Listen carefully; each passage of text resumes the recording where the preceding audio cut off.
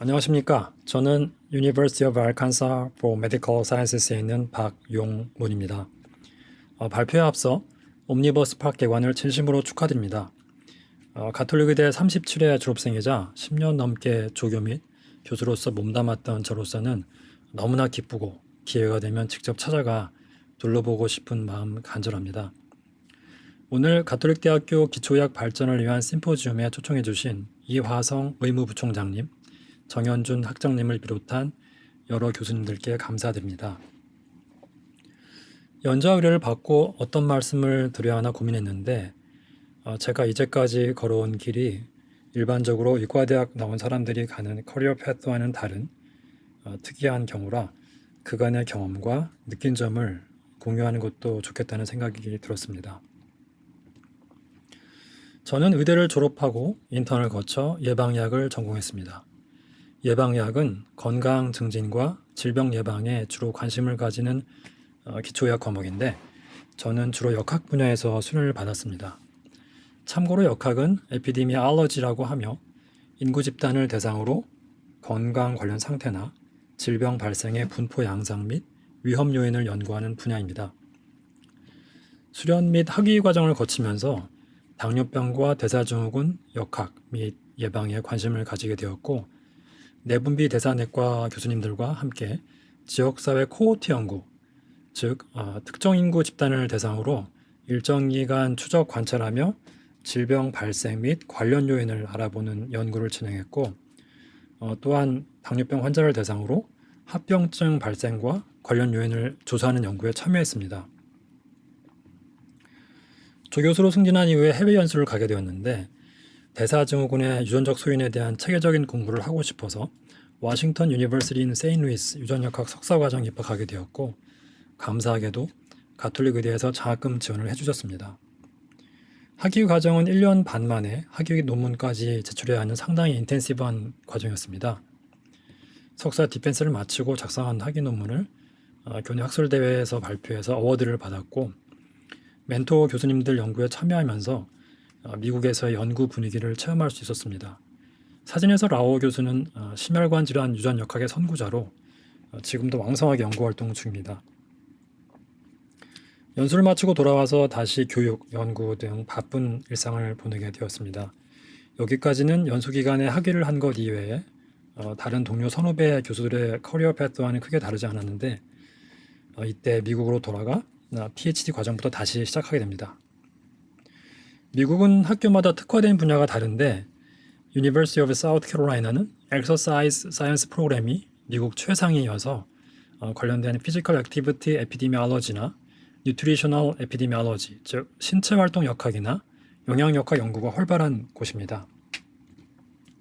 PhD 과정에서는 학교에서 학비 보조와 스타이펜드라는 월급도 제공하는데 대신 리서치 혹은 티칭 어시스턴십을 통해 일을 하게 됩니다.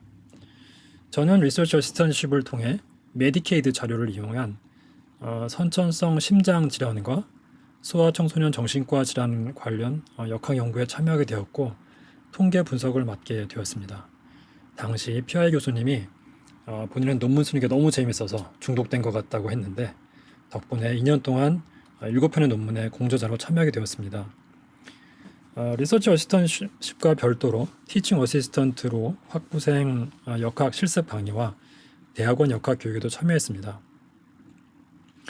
PhD 프로그램에 인디펜던트 스터디라는 과정이 있는데 교내 페이컬티와 리서치 멘토 멘티 관계를 맺으면서 관심 있는 연구를 진행합니다.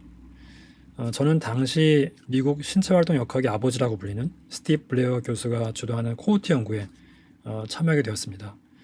이 연구는 2만 명 이상 성인 남성을 대상으로 40여 년간 추적 조사를 통해서 카디오 레스퍼레터리 피트니스라는 객관적인 심폐 건강 체력 지표와 심혈관 대사질환의 관련성을 조사하는 연구로 이 논문에서 심폐 건강 체력 지표와 연령 증가에 따른 혈압 변화를 알아보는 주제로 심혈관 질환 분야의 권위 있는 학회지에 공저자로 참여하게 되었고 이어서 심폐 건강 체력 지표와 연령 증가에 따른 혈중 지질량 변화 연구를 주도해서 신체 활동량이 부족한 사람들에서 고지혈증이 젊은 나이에 발생할 수 있다는 결과를 발표해서 아메리칸 하트 어소시에이션이 주최하는 학회에서 어워드를 받게 되었습니다. 학위 과정을 거치면서 영양역학에 좀 더 관심을 가지게 되었고 학위 논문은 영양역학 전공 교수님들과 진행하게 되었습니다. 학위 논문 주제는 지중해식 식단이나 고혈압 예방 식단 등의 건강식이 섭취와 심대사 질환의 관련성을 알아보는 것이었고 National Health and Nutrition Examination Survey 데이터를 이용해서 분석했습니다. 박사학위 논문 구성은 보통 3개 정도 소논문을 각각 전체 논문의 일부 챕터로 해서 각 논문을 피어 리뷰드 저널에 퍼블리시할 수 있는 형태로 만드는데 저는 4개의 논문을 작성해서 제출했습니다. 당시 약 보름에 논문 하나씩 작성했던 걸로 기억합니다. 첫 번째 학위 논문은 건강 식이 섭취와 대사 질환의 전반적인 관련성을 분석한 내용이었고 그 다음 정상 체중이지만 대사적으로 이상이 있는 소위 마른 비만인 경우 건강하지 않은 식생활이 높은 사망 위험도와 관련이 있다는 결과였고 이어서 비만이긴 하지만 대사 관련 지표가 정상 범위인 경우 건강한 식생활이 낮은 사망 위험도와 관련이 있다는 결과를 발표했습니다.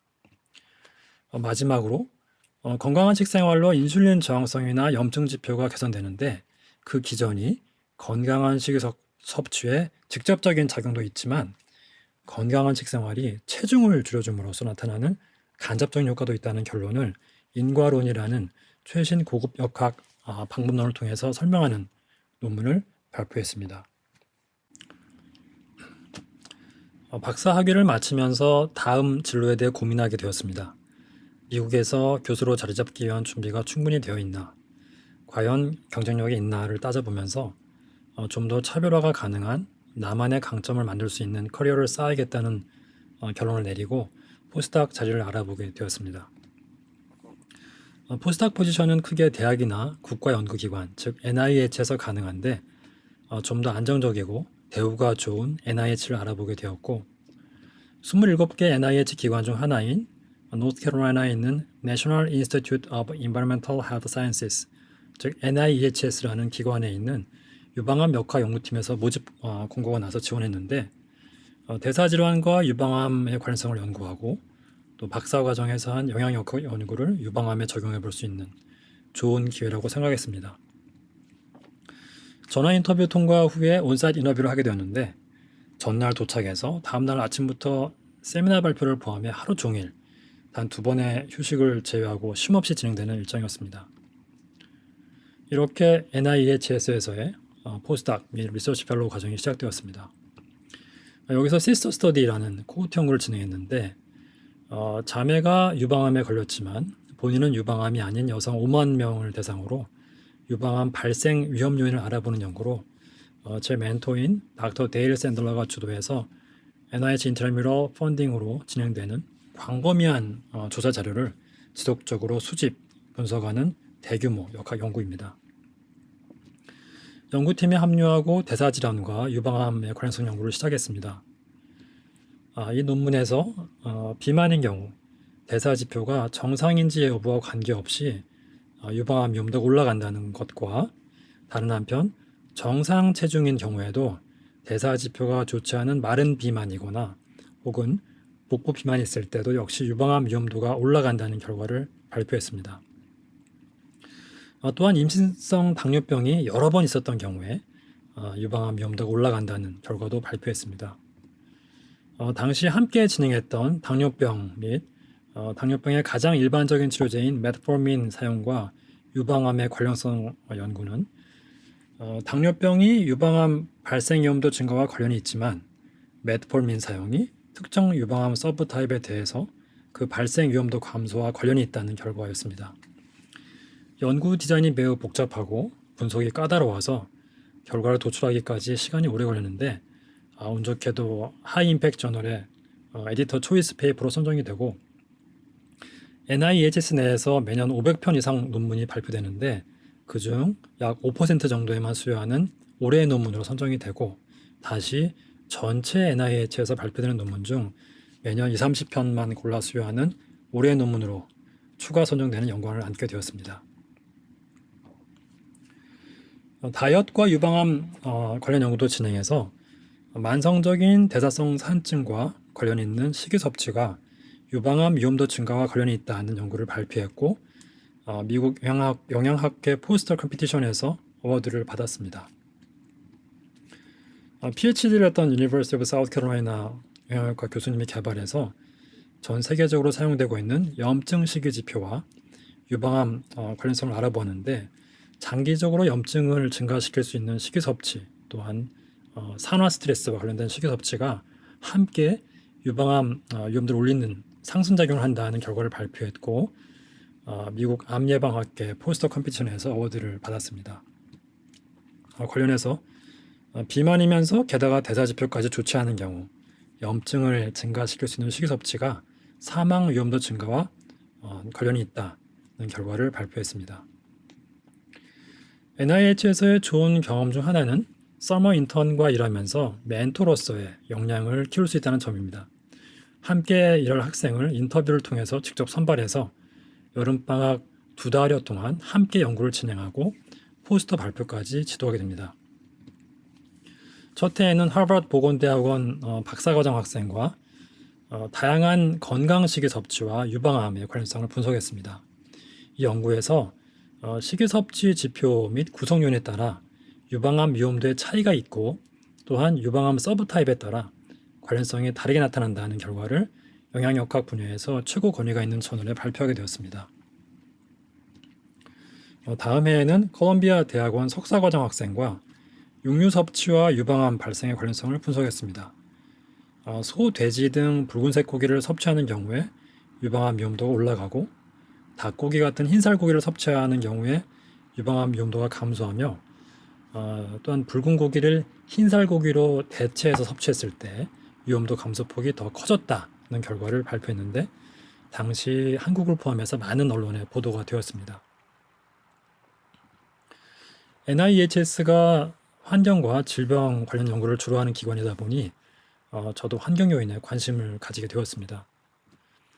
수면 도중 불을 켜고 자는 경우 소위 라이트 폴루션이 대사질환 발생과 관련 있는지에 대한 연구를 진행하게 되었는데 밤에 TV를 켜거나 불을 켜고 자는 여성에서 5년간 평균 5kg 이상의 체중 증가가 나타났다는 재미있는 결과를 발표했습니다.